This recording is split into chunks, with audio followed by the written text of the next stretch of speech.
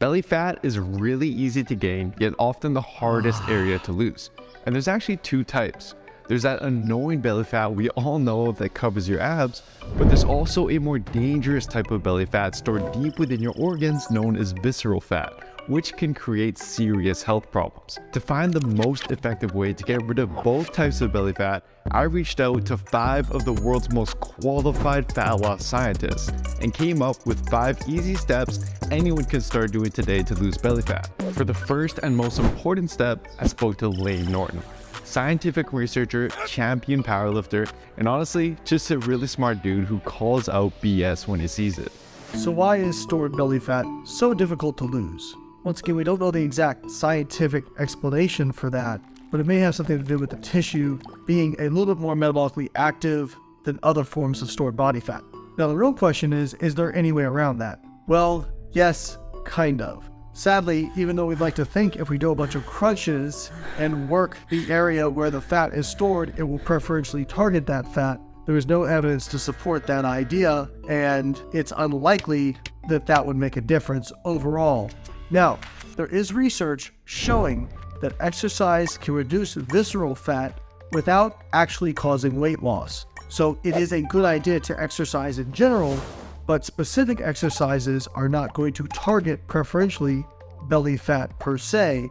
I know people don't want to hear this. The real key to losing belly fat is just getting into a caloric deficit consistently and doing it for long enough. Now, the most effective way to create the calorie deficit Layne talked about is by modifying your diet. That's where our next expert comes in, Alan Aragon. Alan is one of the world's top nutrition researchers and educators with over 30 years of success in the field. He recommends first, find out roughly how many calories you're eating a day. Next, find out how many calories you should be eating to lose fat, which you can do by using the free calculator I've made over at builtwithscience.com/calculator. Then simply try to close that gap over time with most of your foods coming from the following sources.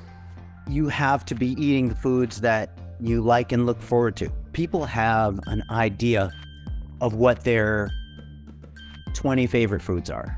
That's honestly, that's what they should be eating. That's what they should be eating. And people freak out when they hear that, but hey man, if you love the foods that you're eating, you're gonna stick to your diet. It helps to have an awareness of the food groups as well. Yeah. Because when I say your 20 favorite foods, I mean your 20 favorite foods that are reasonably healthy choices across the food groups. And there's 6 of them. There's the meat or the high protein group. There's the fat group. There's the fibrous vegetable group. And there's the starch group. And then there's the milk group. And then there's the fruit group. So choose your 3 favorite foods across, like in each of those food groups. Choose your 3 favorite ones you like the most. And there's your diet, man. There's your diet. Oh wait, we have two more foods left to get those 20 foods. Choose your 2 favorite YOLO foods, your 2 favorite desserts or whatever, or what you like. Wine, okay, wine and freaking cookies or something. You know, brownies and ice cream, whatever. Yeah. And that's a healthy diet right there that'll hold you down for life and not just a dieting phase. I love that approach. I've never actually heard somebody put it like that. But now what about protein intake? How important would you say protein intake is for losing belly fat, just losing fat in general? Protein intake, adequate protein is crucial. Among the macronutrients, it helps you preserve muscle mass. It's the most potent thereof because muscle mass is protein. And this is sort of a side thing that's a little bit trivial, but protein has the highest energetic cost of processing within the body. And so, in theory, you take a diet that's 100% protein, then your body will spend about 30% of those calories just trying to process it. And so it's like, that's not necessarily the case with carbohydrate and fat. This helps from the standpoint of a weight and fat loss perspective. It doesn't have to be a tough thing to try to accomplish either. I mean, on the low end, if you consume 1.6 grams per kilogram of body weight, which is 0.7 grams per pound of body weight, then you are at an adequate starting point. And the last question I had is, What about visceral fat? Are there any kinds of foods that promote the storage of visceral fat? And are there foods that people can eat to avoid gaining that? Yeah, man, that is a great question. And researchers have been fighting over the answer to this question for a really long time. Okay, so the overarching answer that covers a lot of things is that if you're losing fat, or if you're getting lean, there's really no concern about visceral fat. Because if you're losing overall fat, then visceral fat is diminishing as well. It's not like that's gonna hold steady, you know? Principle number 2 is that visceral fat is mainly a concern for people who are gaining fat. And there's actually a study by Rosquist and colleagues where they compared what types of dietary fat most influence visceral fat. They compared a polyunsaturated fat source with a saturated fat source. It was a hypercaloric experiment, where the subjects were eating more calories, and the saturated fat-rich diet, that resulted in greater visceral fat accumulation than the polyunsaturated fat-rich diet. All right, so you've got your nutrition plan, but now let's talk about exercise. As Lane mentioned earlier, exercise can burn off that dangerous visceral fat even if you don't lose any weight. But the right type of exercise can also help you avoid regaining belly fat as soon as your diet is over. To explain this is Eric Trexler, pro-natural bodybuilder and published scientist with a PhD in human movement science. So usually when people are trying to lose belly fat, they automatically think that they have to do a bunch of cardio.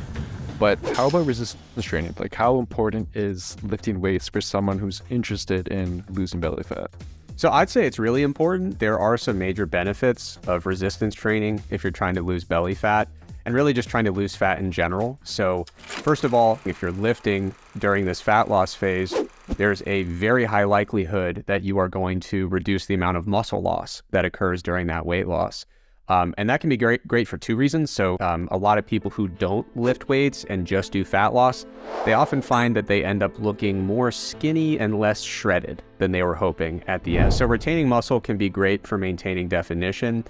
There's also been some really good research in the last couple years indicating that the more muscle or the more lean mass you lose during a diet, the more hunger you tend to experience later on, and the higher likelihood that you're actually going to regain some of the fat that you lost later. Right.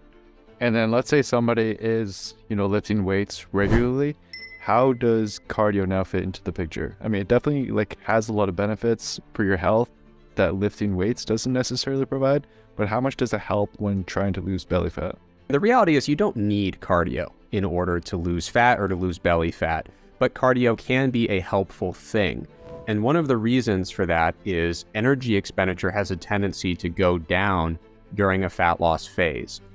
So of course there will be some reduction normally in resting metabolic rate, but non-exercise activity thermogenesis is another really key thing that can change during a fat loss phase. So non-exercise activity is basically everything that exists between resting and doing structured exercise. So walking to the mailbox, walking around at your work or your school, anything that fits between those 2 extremes of exercising on purpose and, just kind of totally resting. It's usually the second biggest contributor to total daily energy expenditure for most people. And so unfortunately, when we diet, a lot of people notice their non-exercise activity thermogenesis goes down pretty significantly.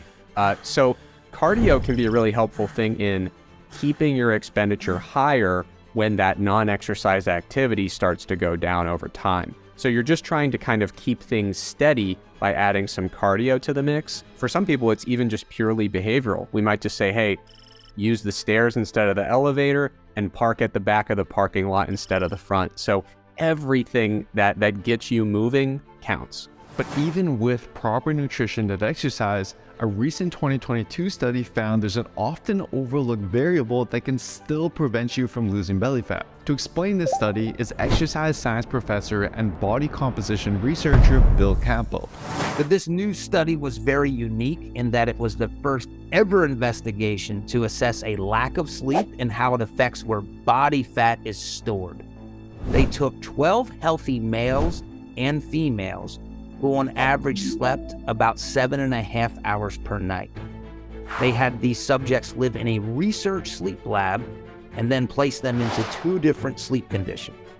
The first condition was a sleep-restricted condition where they were allowed to sleep only 4 hours per night. The other condition was a normal sleep condition where they were allowed to sleep 9 hours per night. And during this entire process, they were allowed to eat as much and whatever food they wanted to eat. So after 2 weeks in each condition, here's what happened. The sleep-restricted subjects, on average, consumed 300 more calories per day, and they gained about 1 pound of body weight when compared to the subjects when they were in the normal sleep stage. But here's where things get really interesting. The subjects that were sleep-restricted, they gained 8% more subcutaneous body fat than the normal sleep condition. They only gained about 4%.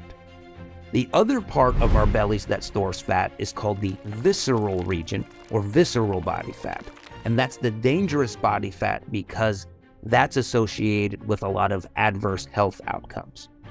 The sleep-restricted condition caused an increase in 11% of this visceral body fat. In the normal sleep condition, they didn't gain any. Now again, we would expect they ate more calories, they gained a little bit more body weight, so we would expect a little bit of a gain in body fat, but not nearly to the extent that we saw as it was localized to the belly region, to the abdominal region.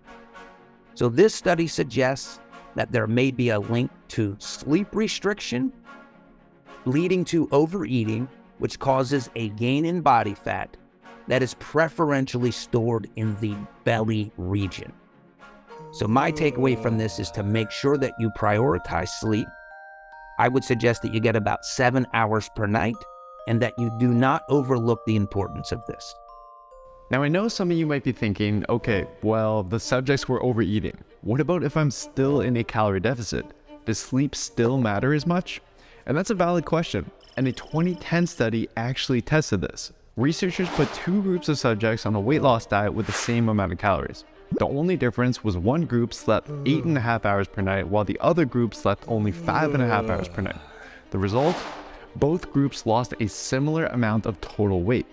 Both groups also did lose some muscle because they weren't lifting weights, but the well-slept group lost 1.6 times less muscle and lost 2.3 times more fat than the sleep-restricted group, suggesting that a lack of sleep alone may in fact lead to more muscle loss and less fat loss during a diet. So you've now got all the tools you need to lose belly fat, but there's one more thing you need to add to your plan. Failure to do this is why so many people start out strong yet never end up successfully losing their belly fat. Lauren Conlon, a master coach, exercise scientist, and IFBB Bikini Pro will help explain what this missing piece is. All right, let's go through what commonly happens. So a client is going to obsess over losing belly fat, even if they've seen some changes on the scale or seen improvements in other areas of their body. Since there hasn't been much change in their belly fat, they're going to feel like what they're doing isn't working or it's not happening fast enough. Some clients are just going to give up right then, while others are going to slash their calories or increase their cardio. This increase in their deficit is typically unsustainable though, so they're going to fall off plan and inevitably quit. First, it's important to recognize that unless genetically you have little body fat on your abs and core area, that you will probably need to get leaner than you'd think to lose belly fat. For many people, the belly is the last area where you're going to see fat come off. But in the meantime, you can pay attention and be proud of the progress that you've made in other areas like your face and your shoulders and your legs, and trust that if you remain patient, that eventually you'll start to see more and more progress in these problematic and stubborn areas. Second, take multiple measures of progress. You can use scale weight and measurements as quantitative feedback, but we also want to look at qualitative feedback, such as how your clothes are fitting, how you're looking, and how much better that you're feeling. Don't just obsess over your belly. And lastly, and probably most importantly out of this entire video, be patient and recognize that you're usually quitting right before it gets good, okay? It doesn't matter how perfect your program is, Unless you are patient and remain consistent, you are shortchanging yourself and your results. You owe it to yourself to make this change. So don't give up, follow or create a great program, adjust it when it's necessary, and take your time. Your belly fat didn't get there overnight, so you're not gonna lose it in a few weeks either. I want to give a huge thank you to all 5 of the experts who helped with the video. Guys, these 5 truly are the best of the best. I've been following and looking up to them for many years, ever since I started my own fitness journey, so being able to interview them and share their work with you guys is such an honor. And I've put links to all their social media websites down below so you can go give them a follow. And if you're interested in joining a science-based plan to transform your body as efficiently as possible, just take my free quiz at builtwithscience.com and I'll let you know what program is best for you and your body. Give this video a watch next for an exercise plan that can help speed up fat loss, and I'll see you next time.